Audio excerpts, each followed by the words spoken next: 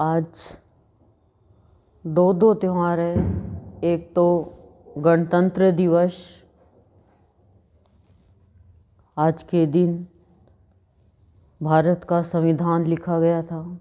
74वां गणतंत्र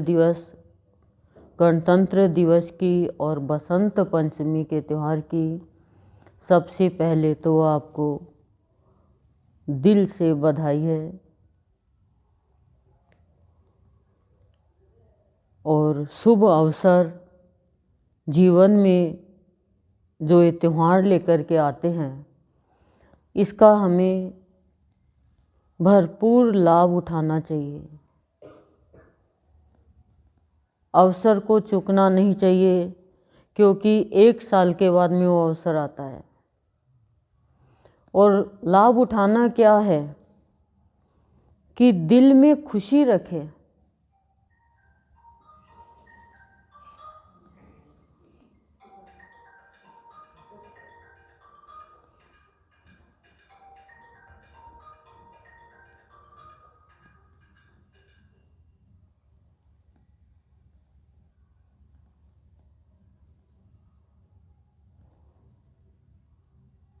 भावयोगी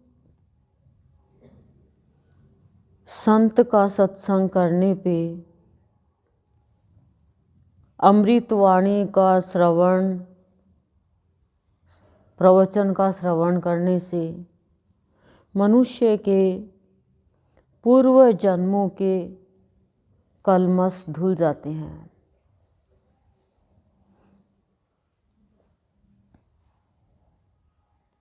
ऐसा क्यों होता है?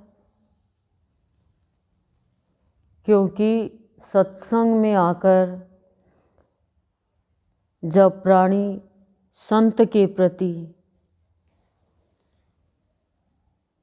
श्रद्धा का भाव रखता है, संत के भाव के प्रति श्रद्धा का भाव रखता है, और जितना जितना सत्संग में आकर के श्रवण करेगा, उतनी उसकी भावना में स्नेह बढ़ता जाएगा। यानी इस भावना स्नेह पूर्ण हो जाती है। जो भावना किसी से बदला लेने की होती है, भावना हमारी मतलब हीन भावना होती है, दुर्भावना बन जाती है, हिंसा आ जाती है, अभाव भर जाता है, वो सब स्नेह पूर्ण हो जाती है। और जब स्नेहपूर्ण भावना हो जाएगी तो जीवन में खुशियाँ आएगी। क्योंकि हमारी भावना के कारण ही हम दुखी हो जाते हैं, परेशान हो जाते हैं। ऊपर से तो हम बहुत त्यौहार मना लेते हैं, लेकिन भावना दुखी है तो रो रहे हैं, परेशान है। तो सत्संग का इतना बड़ा महत्व है कि भावना स्नेहपूर्ण यानी शुद्ध हो जाती है। वो उसी के जीवन में शुभ कार्य करने लग जाता है। भावना ही शुभ कार्य करते ना, इसकी भावना बहुत अच्छी है। और भावना में ही भाव रहता है। भाव आप यहाँ सुनकर थोड़ी सी देर के लिए ले लोगे, लेकिन भावना में ही भाव आता है। शुद्ध भावना है, उसी में भगवान भाव भर देते हैं। अशुद्ध भावना में भाव नहीं आएगा और उसमें अभाव ही आएगा। भाव की प्रेरणा भी कोई देगा तो भी हम उसको अभाव में बदल देंगे।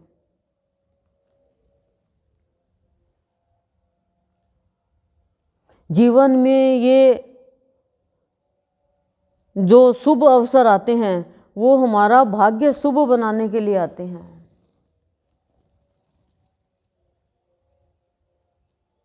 लेकिन हमें ज्ञान नहीं होता है। ज्ञान का दिन है आज तो ये।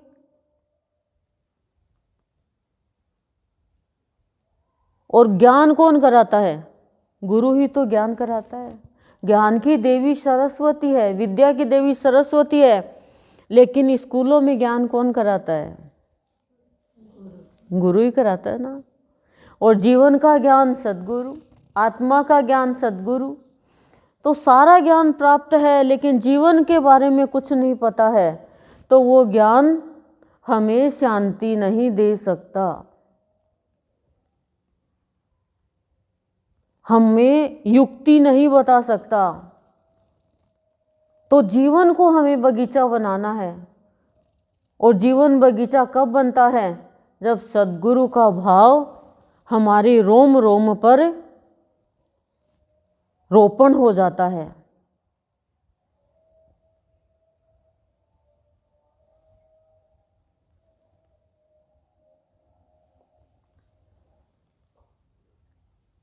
हमने पंच तत्वों से ये शरीर, हमारा ये शरीर निर्मित किया भगवान ने।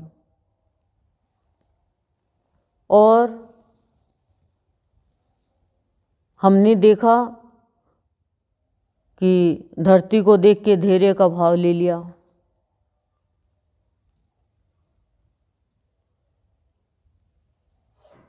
जल को देख करके शीतलता का भाव लिया, आकाश को देख के अभेद का भाव लिया, अग्नि को देख करके तेजस्विता का भाव लिया, वायु को देख करके निर्लिप्तता का भाव लिया।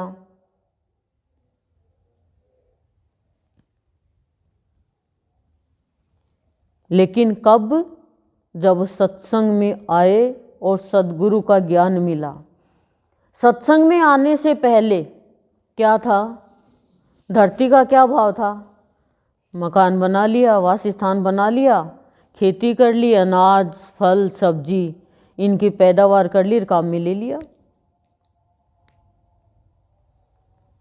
अग्नि से पानी गर्म कर लिया, खाना बना लिया, मिठाई बना ली, अग्नि के काम के हिसाब से ले लिया काम में, जल अपने जल के हिसाब से काम में ले लिया। लेकिन वो महानता इन पांचों तत्वों की हमने नहीं जानी। वो पांच तत्व हमारे भीतर है, उनका गुण हमारे अंदर गुरु है, वो प्रकट करता है। तभी तो भावना शीतल होती है। लेकिन गुरु की छत्र छाया में रहते हैं तो पांचों तत्वों का सदुपयोग करना सिखा देते हैं। तब भक्त को गुरु कहता है कि पांच तत्व है, इन पांचों तत्वों को जब गुरु के ज्योति से ज्योतिर्मय कर लेता है भक्त, तो फिर उसका अंधकारमय जीवन प्रकाशमय हो जाता है। और भावना स्नेहपूर्ण होती है तो हृदय में हरि का प्रकाश अनुभव करने लग जाता है प्राणी, यानी हरि की कृपा दिखने लग जाती है। कोई मनुष्य भी कोई कार्य करता है तो हरि की कृपा दिखती है, हरि की कृपा से ये मेरा कार्य हुआ है। फिर क्या होता है? फिर वो बाहर के क्रियाकलापों की ओर ध्यान नहीं देता। क्यों? क्योंकि उसे महसूस हो जाता है हरि की कृपा से कि मेरा जो ये जीवन है ये कठिन राहों के लिए नहीं है, सुगम राहों पे चलने के लिए है। जितने बाहर के क्रियाकलापों पे ध्यान दोगे जीवन जीना कठिन हो जाएगा। शिक्षा लो उनसे, लाभान्वित हो उनसे।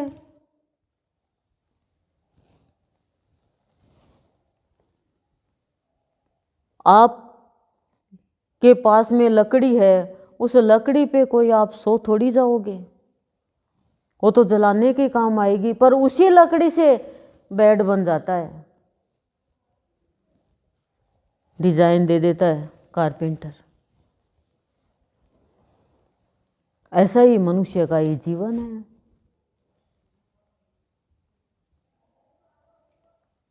पांचों इंद्रियों का कंट्रोल हो जाता है फिर, नहीं तो कोई भी आध्यात्मिक कार्य कर ही नहीं पाता। कोई क्या कह देगा,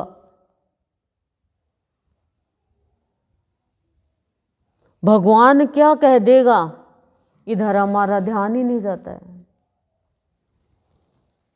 जो भगवान की भक्ति करता है हरि की कृपा महसूस होती है ना, वो देख पाता है कि भगवान की जो भक्ति करता है भगवान उसके सारे कार्य करता है। बस भगवान मनुष्य के जैसे ओपन नहीं होता, अपना नाम नहीं चाहता, वो छुपकर करता है, और जो छुपकर करता है वो ही सफल होता है। और जो नाम चाहते हैं तो वो आगे बढ़ ही नहीं पाता है।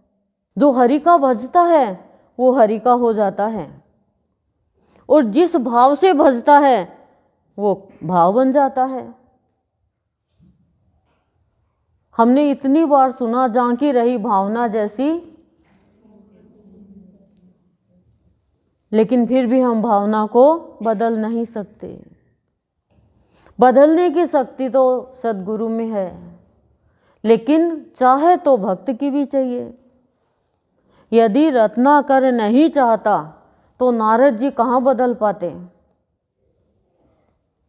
यदि महात्मा बुद्ध नहीं चाहते तो अंगुलीमाल नहीं बदल सकता, और अंगुलीमाल नहीं चाहता और महात्मा बुद्ध चाहते तो भी क्या था।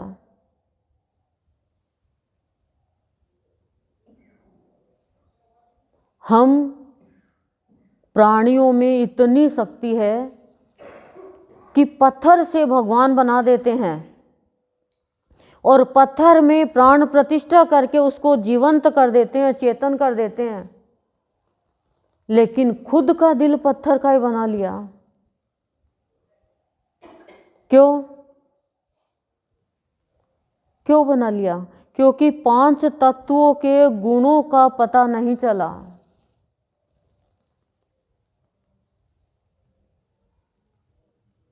इसलिए हम जड़त्व में ज़्यादा चले गए, और गुरु ही वो 5 तत्वों के गुणों का पता करवाते हैं, तब पता चलता है कि मनुष्य में कितनी शक्ति है। और जैसे ही 5 तत्वों के गुणों का पता चलता है तो मनुष्य के अंदर में हरि का आभास होने लग जाता है, अंदर में प्रेरणा मिलने लग जाती है, और हरि का आभास होता है, अनुभव होता है, तो हृदय में प्रकाश फैलता है। फिर वो मंदिर नहीं घूमता है, वह अपने हृदय को ही मंदिर के रूप में देख लेता है, क्योंकि भावना स्नेहपूर्ण हो गई, और सबका हृदय मंदिर ही है, लेकिन हरि का आभास नहीं है भीतर में। सत्संग करते करते हरि का आभास होने लग जाता है, और जैसे ही हरि का आभास होगा हृदय के अंदर, फिर कोई भी गलत कार्य, गलत वाणी, गलत कर्म, कुछ भी ऐसा नहीं होगा जो हिंसा के रूप में हो गया। क्योंकि भीतर में जब वो बैठा है तो वो रोक देता है, वो टोक देता है। जैसे बुजुर्ग पहले मकान होते हैं ना, पौड़ी में बैठे रहते, मजाल थोड़ी है कोई घर के बाहर आ जाए या चला जाए क्या, और अंदर बहुएं मस्त रहती है अपनी, कोई डर नहीं। आजकल तो कुंडी रहती है, पहले खुले रहते एकदम, क्यों? बुजुर्ग बैठे रहते हैं। तो ऐसे ही हृदय में जब वो आकर बैठ जाता, अधिपति ईश्वर ब्रह्मा आके बैठ जाता है, तो फिर गलत कार्य नहीं होता है सबके भीतर, लेकिन आवरण आया हुआ है।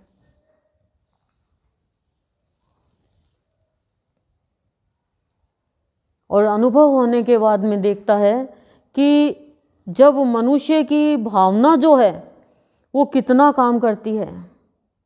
भावना से प्राणी महान बन जाता है, और भावना से ही तुच्छ बन जाता है। स्वच्छ भावना जो है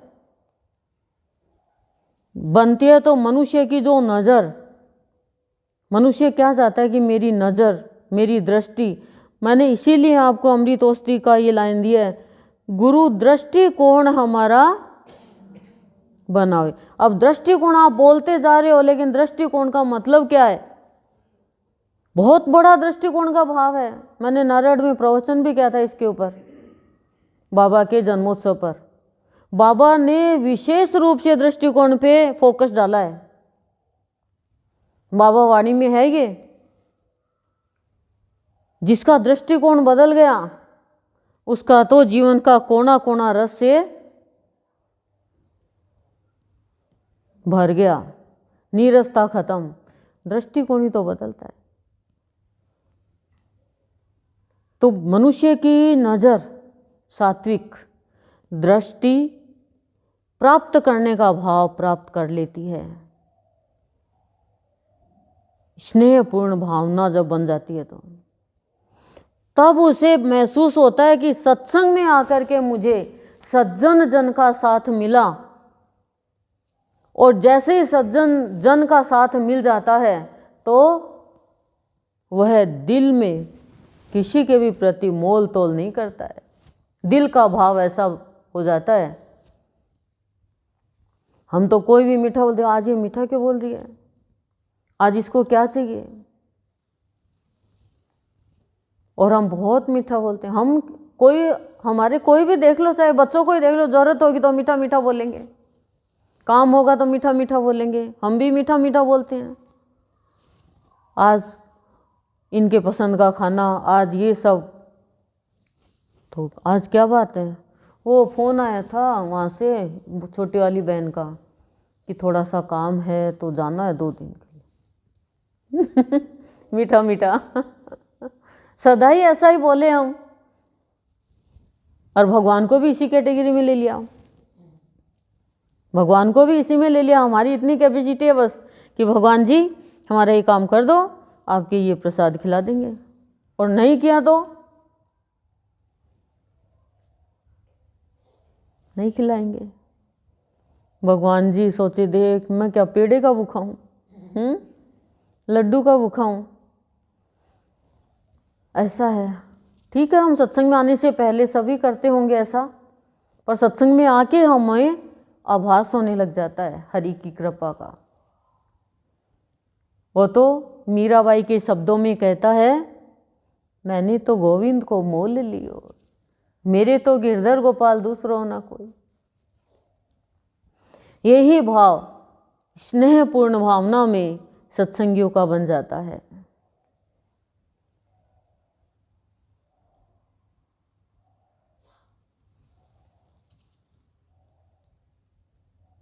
मैंने तो गुरु को मोल लियो, मेरे तो गुरुदेव बाबा दूसरा न को। तो देखो, ये मत कहना कि सत्संग में आने के बाद में, और सत्संग में आई है बिना मन के आई है। ठीक है, उसने पुलिस के डर के कारण राम राम करा था, लेकिन हृदय बदल गया। पता नहीं कब किसका हृदय बदल जाए, कब संत बन जाए। इसीलिए कहते हैं कभी भी किसी का अपमान मत करो, कभी भी किसी को अपने से छोटा मत मानो। आज छोटा है, कल वो बहुत बड़ा बन जाएगा। ध्रुव छोटा सा है, कोई भी आदर नहीं कर रहा है कि छोटा बच्चा है, लेकिन जैसे ही भगवान मिले, भक्त बना, सबके लिए पूजनीय हो गया, वो सबका प्यारा हो गया।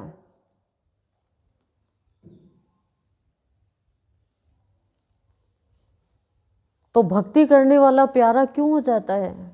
क्योंकि उसके अंदर प्यार के अलावा कुछ भी नहीं रहता है।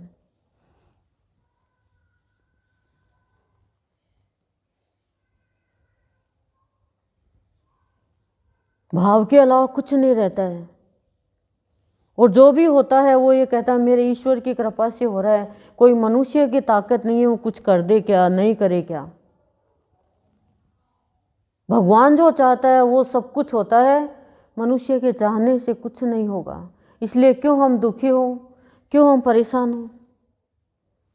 बसंत का भाव क्या कहता है कि जीवन रूपी ये वृक्ष है, इसके सूखे पत्ते भी हरे हो जाते हैं जब सत्संग का प्रभाव पड़ता है।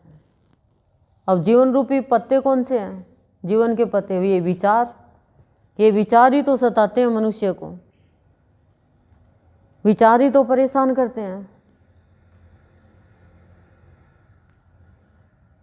फिर जीवन में बसंत का आगमन नया संदेश लेकर आता है। क्या? सुख और दुख को पहचान पाता है, निरर्थक वार्ता से निस्तार पाता है। जीवन का विस्तार कैसे होगा उससे तार जोड़ पाता है। और नया संदेश क्या है बसंत के आगमन का? कि प्रकृति में हर साल बसंत आता है, बसंत ऋतु आती है मतलब, लेकिन मनुष्य के जीवन में बसंत जब आता है जब संत आता है हृदय में।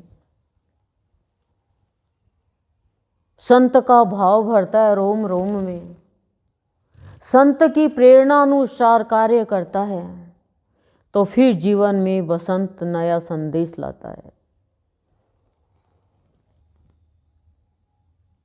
बसंत कहता है परिवर्तन करो हृदय का। संत के अलावा देखो किसी के जीवन में आया होगा, मैं नहीं कहती हूँ, हम तो अपना ही अनुभव कहते हैं कि जब तक संत नहीं आया था जीवन में तब तक बाहर बाहर का बसंत बना रहे थे, पूजा कर रहे थे माँ सरस्वती की। कहानी का भी पता है क्यों मनाया जाता है, लेकिन संत की शरण में आए तो जीवन में बसंत आया कि स्वयं के हम अपने स्वभाव को जानें, फिर दूसरे के स्वभाव पे उंगली नहीं उठाएंगे हम। तो बहुत बड़ा दिन है बसंत पंचमी का, बहुत जगह मनाया जा रहा है, लेकिन स्वयं को ही नहीं जाना तो फिर ऊपर ऊपर का बसंत मना लिया। ऊपर से तो किताब का नाम पढ़ लिया, लेकिन भीतर में किताब में क्या लिखा है खोल के देखा नहीं, पढ़ा नहीं, तो फेल तो होंगी ना। बताओ। तो गुरु ही है जो हमें ज्ञान कराता है, आध्यात्मिक भी और भौतिक भी। और ज्ञान हो जाएगा तो प्रकाश होगा ही होगा। फिर वो कोई भी गुरु की आज्ञा का उल्लंघन नहीं करता। गुरु की आज्ञा क्या है? सुबह जो अमृतवाणी वही तो गुरु की आज्ञा है। और आज्ञा तो सबकी ही माननी चाहिए, जो सही है तो, और गलत है तो देखो भरत ने अपनी माँ की भी नहीं मानी थी। मानी थी क्या? अब कोई कहे माँ की तो माननी चाहिए, माँ तो माँ होती है, माँ तो माँ होती है, माँ तो माँ होती है, लेकिन माँ जब गलत किसी के कहने पे गलत चल रही है तो माँ की आज्ञा नहीं मानी। 5 तत्व जो है ना, वो जब गुरुदेव ज्योतिर्मय करेंगे तब ही आप हर चीज से शिक्षा ले पाओगे। चेतना जागृत हो जाएगी तो पत्थर से भी शिक्षा लोगे,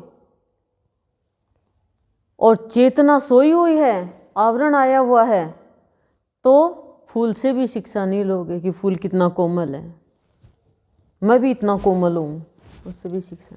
ठोकर से भी शिक्षा लोगे, और नहीं तो ठोकर मारने वाले के 2 ठोकर मार के चल जाओगे। तो सब चीज़ से शिक्षा लेता है वो जिसका चैतन्य स्वभाव बन गया है।